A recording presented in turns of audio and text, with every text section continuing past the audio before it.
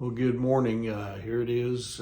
It's Thursday. We're, as we usually say, we're on the downhill, starting on the downhill slide toward the weekend, and certainly hope that you're doing well. It's December the 8th, and time never slows down, does it? But anyway, we've been receiving, good rain, yesterday and during the night. And I think it's supposed to clear out, and it'll be a wonderful day that God has made for us. But this morning, I wanna share with you a devotional entitled "Active Obedience."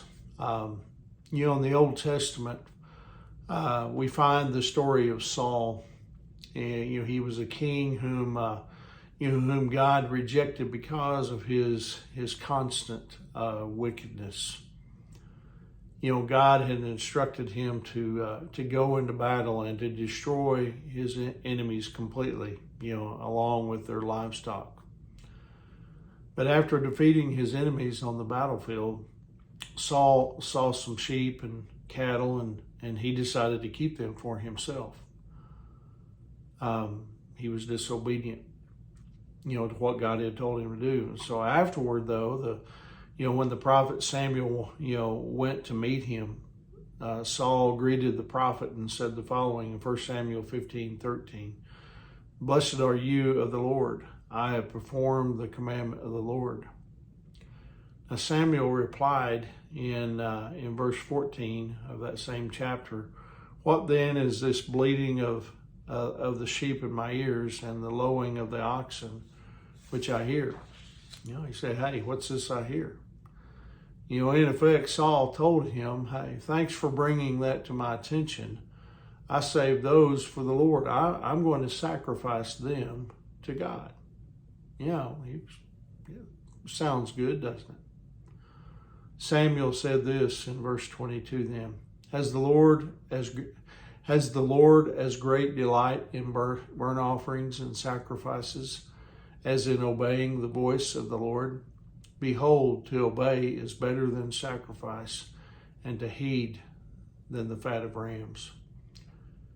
Samuel was saying that foremost, you see, God, he wants Saul's obedience. You see, our worship, our praise, our giving, and our service are fine, but you see, obedience comes first. Let's say, for example, that a husband is unfaithful to his wife, and she finds out.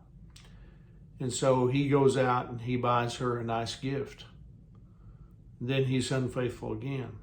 And so he buys her a new car. But his wife says, "You're missing the point. I don't want all this stuff. I want your faithfulness more than anything else. These things can't take the place of what really matters." A relationship with God, a friendship with God, requires active obedience. You see, it's more than just, not doing bad things. You see, it's also doing good things, the things that are pleasing, to God. And that's what our relationship is all about. When we have a relationship with Christ, it's built on us being obedient. It's built on us, loving God so much that we don't want to do anything to bring shame to the Lord's name. Now we're going to mess up. I mean, that's a given because, as being human beings, we're all born into sin because of what happened at the fall in Genesis, with Adam and Eve. But the thing is, by Christ going to the cross for us and dying for us, and then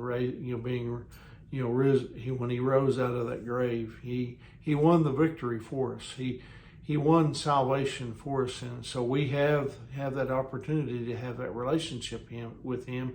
And so, because of our love for Christ, we should be obedient and do what he wants us to do and not what we want. And so anyway, I hope that encourages you on this Thursday morning. I hope that you take advantage of the opportunities that God gives you today to maybe share the love of Christ with somebody. And remember, as always, Angie and I, we love you guys, and we're praying for you. And Lord willing, I'll see you tomorrow morning. God bless you.